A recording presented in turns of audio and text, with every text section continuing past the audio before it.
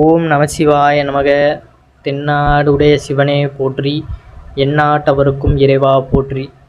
ஒரு நாளை தொடங்குகிறோம் அப்படிங்கிற பட்சத்தில் பார்த்தீங்கன்னா, அன்றைய நாள் காலையிலேயே அந்த ஸ்டார்டிங்கிலேயே நம்ம அந்த உற்சாகத்துடனும் இன்றைய நாளை சந்தோஷமாக எதிர்கொள்ளணும் அப்படிங்கிற மனநிலையுடனும் நம்ம எந்திரிக்கும் பொழுது தான் அன்றைய நாள் பார்த்திங்கன்னா நமக்கு அப்படியே செல்கின்றது.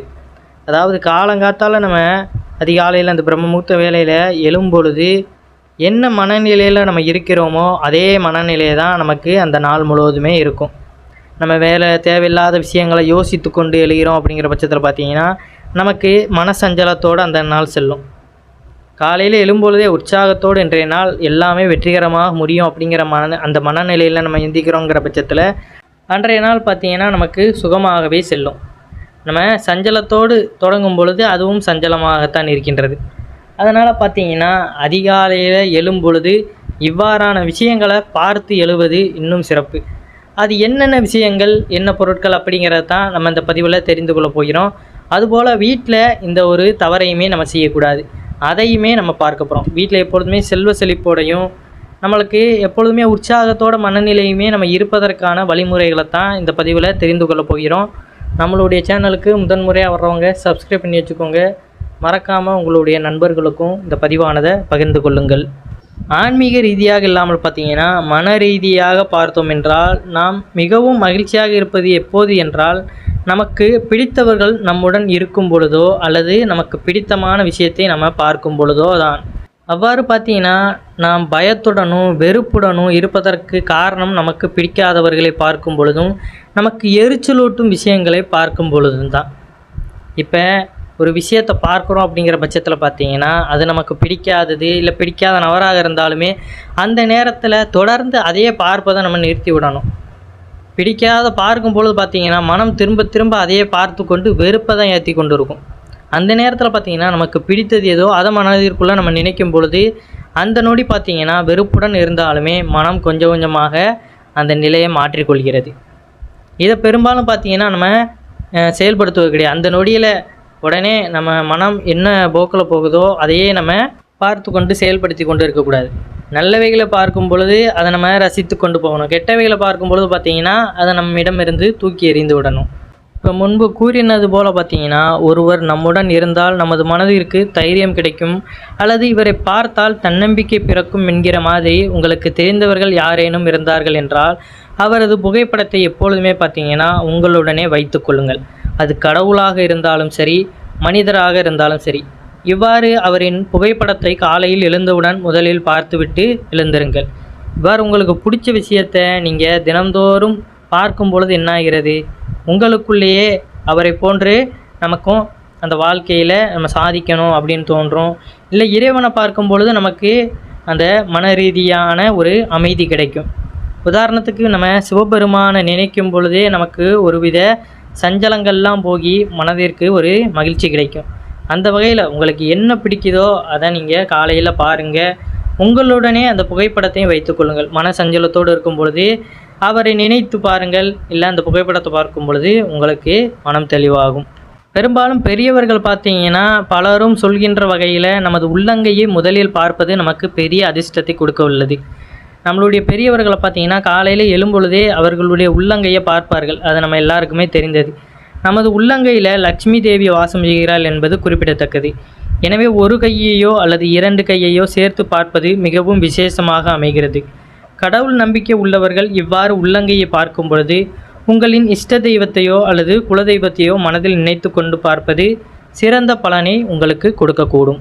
அதுபோல் பார்த்திங்கன்னா ஒரு சில விஷயங்களை பற்றி கூறும் பொழுது நமது மனதில் புத்துணர்ச்சி உண்டாகும். அப்படிப்பட்டவை என்னவென்றால் தீபம், சூரியன், தாமரை, கடல், புகையில்லா எரியும் நெருப்பு, கன்றுடன் கூடிய பசு, மேகங்கள் சூழ்ந்த மலை, கண்ணாடி, செம்மை நிற சந்தனம், சிவலிங்கம் இப்படி என மனதிற்கு புத்துணர்ச்சி அளிக்கக்கூடிய படங்களையோ அல்லது இடங்களையோ நம்ம காலையில் பார்த்தோம் என்றால் அன்றைய நாள் முழுவதும் பார்த்திங்கன்னா மிகவும் புத்துணர்ச்சியுடன் சந்தோஷமாக செல்லக்கூடியதாக இருக்கும். இங்கே அதிகாலையில் பிரம்ம முகூர்த்தத்தில் எழும்பொழுது பார்த்திங்கன்னா அந்த சூரிய உதயத்தை நம்ம கண்குளிர பார்க்கும் பொழுது நமக்கு ஒரு இனம் புரியாத ஒரு சக்தியானதை நம்ம பெறுகிறோம் அப்படிங்கிறத உணர்ந்து கொள்ளலாம்.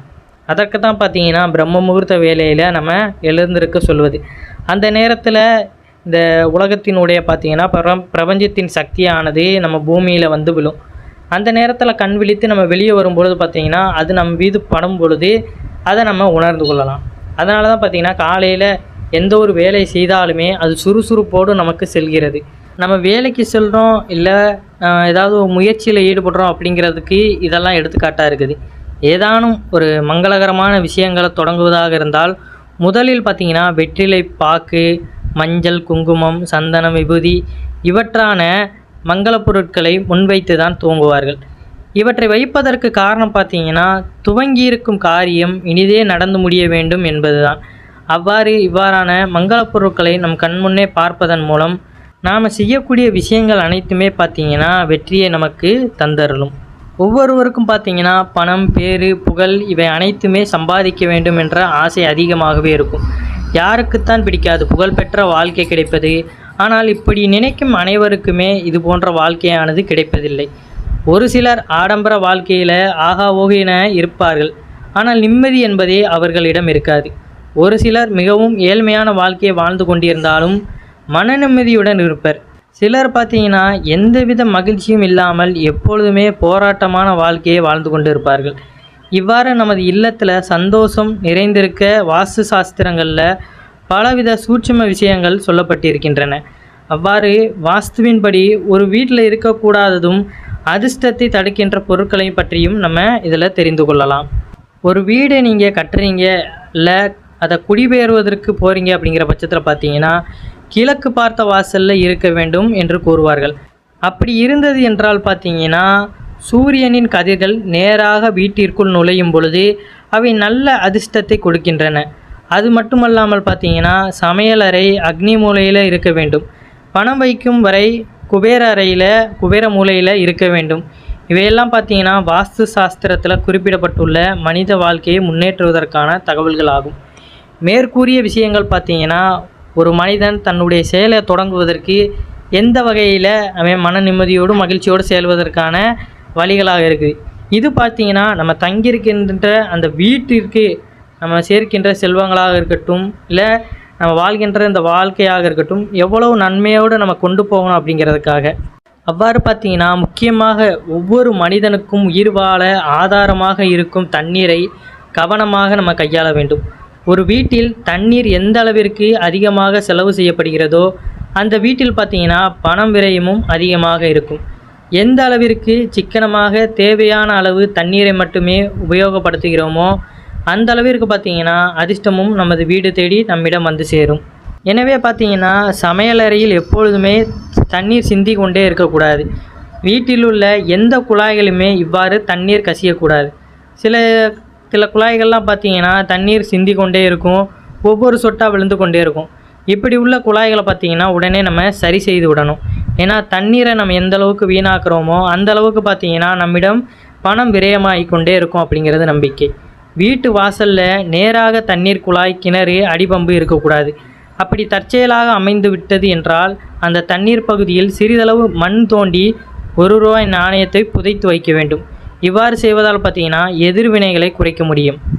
அதுபோல் பார்த்திங்கன்னா இப்பொழுதெல்லாம் ஒரு சிலர் தங்கள் வீட்டின் வாசலில் சுவற்றில் பதிக்கும் பெயர் பலகைகள் பார்த்திங்கன்னா கிரானைட் கற்களை கொண்டு வைக்கின்றனர். இவ்வாறு செய்வது நமது வீட்டின் அதிர்ஷ்டத்தை குறைக்கிறது. கிரானைட் கல்லில் உயிரோட்டம் இல்லை என்று சொல்லப்படுகிறது. எனவே இவ்வாறு செய்வதை தவிர்ப்பது என்பது குடும்பத்திற்கு நன்மையை தரும். அது மட்டும் இல்லாமல் பார்த்திங்கன்னா வீட்டு வாசலில் ஒரு சிலர் செல்வ கடவுளான பெருமாள், மகாலட்சுமி போன்ற கடவுள்களின் படத்தினை வைக்கின்றனர். அவ்வாறு செய்வது நமது வீட்டின் அதிர்ஷ்டத்தை நாமே வெளியில் அனுப்புவதாக அர்த்தமாகும். எனவே வீட்டிற்கு வெளியில் பார்த்திங்கன்னா பெருமாள், மகாலட்சுமி போன்ற படத்தை வைப்பதை விட்டுவிட்டு திருஷ்டி பிள்ளையார் படம் பார்த்திங்களா, அந்த மாதிரி இப்போ ஸ்க்ரீனில் தெரியாது இந்த மாதிரி புகைப்படத்தை பார்த்திங்கன்னா நம்ம வெளியில் வைப்பது மிகவும் சிறந்ததாக கருதப்படுகிறது. ஏன்னா நிறைய பேர் நம்ம வீட்டிற்கு வருவார்கள் போவார்கள், நாம் வீட்டிற்கு நிறைய இடங்களுக்கு சென்று வருகிறோம். அப்படிங்கிற பட்சத்தில் பார்த்திங்கன்னா நம்ம கூடயே நிறைய எதிர்வினைகளும் வரும். இல்லை நமக்கு தெரியாதவர்கள் வரும்பொழுதும் சரி, தெரிந்தவர்கள் வந்தாலும் சரி, நம்ம வாழ்கின்ற அந்த வாழ்க்கையை பார்த்து கூட நிறைய பேர் பொறாமைப்படுவது உண்டு. அப்படிப்பட்ட எந்த ஒரு கண் திருஷ்டிகள், தேவையில்லாத எதிர்வினைகளாக இருந்தாலுமே இப்படி வீட்டு வாசலில் நம்ம திருஷ்டி பிள்ளையாரை மாட்டி வைப்பது அப்படிங்கிறது மிகவும் சிறப்பு வாய்ந்ததாக கருதப்படுகிறது. அந்த எதிர்வினைகள் எல்லாமே இந்த வாசற்படியோடு தடுத்து நிறுத்தப்படுகிறது. வீட்டிற்குள்ளே அது அனுமதிக்கப்படாது. எவ்வளோக்கு எவ்வளோ பார்த்தீங்கன்னா நம்ம இறை வழிபாட்டிற்கு முக்கியத்துவம் கொடுத்து ஆன்மீகத்தில் நம்ம முழு ஈடுபாடு கொடுத்து நல்ல எண்ணத்தோட நல்ல செயல் சிந்தனையோடு வாழ்கிறோமோ அந்த அளவிற்கு பார்த்தீங்கன்னா நம்ம வாழ்க்கை சுபிட்சமாக இருக்கும் அப்படிங்கிறதான் உண்மை. நம்ம இதெல்லாம் கடைபிடிக்காமல் ஏதோ வாழ்கிறோம் அப்படிங்கிற பட்சத்தில் நமக்கு எதுவுமே நன்மையாக இருக்காது. இதுதான் நமக்கு மென்மேலும் பிரச்சனைகளை உண்டு பண்ணி கொண்டே இருக்கும். எதிர்வினைகளும் தேவையில்லாத சக்திகளும் தான் நம்ம சூழ்ந்து இருக்கும் பொழுது அது நமக்கு துன்பத்தை விளைவிக்கும். அதனால் பார்த்திங்கன்னா நல்ல வினைகளையும் நல்ல பாசிட்டிவ் எனர்ஜியும் நம்ம வீட்டிற்குள்ளேயும் சரி நாமளும் தக்க வைத்து கொள்ளணும். அதற்கு இவ்வாறான விஷயங்களை நம்ம பின்பற்றணும். நம்ம மனிதர்களாக இருக்கின்ற பட்சத்தில் நமக்கு தேவையானது பார்த்திங்கன்னா நல்ல பாசிட்டிவ் எனர்ஜி. அதற்கு எப்பொழுதுமே நம்ம மனதிற்கு சந்தோஷமாக இருக்கின்ற நபர்களுடைய ஃபோட்டோக்களையோ இல்லை கடவுளுடைய படங்களையோ இல்லை நல்ல நல்ல விஷயங்களையோ நம்ம நினைத்து கொள்ளணும். அதுபோல் வீட்டிற்கு இவ்வாறான விஷயங்கள் பூஜை செய்வது, விளக்கேற்றுவது, இது எல்லாமே வீட்டிற்கு ஒரு நல்ல நேர்மறை ஆற்றலை கொண்டு வருகின்ற அமைப்பாக இருக்கின்றது. அதனால் தொடர்ந்து இதை செய்து கொண்டு தினமும் கடைபிடித்து வந்தாலே வீடு சுபமாக இருக்கும். நீங்களும் சுபமான வாழ்க்கையை வாழலாம். அனைவரும் என்றும் இறையருள் பெற்று நலமுடன் வாழ வேண்டும். நன்றி, வணக்கம். ஓம் நம சிவாய நமக.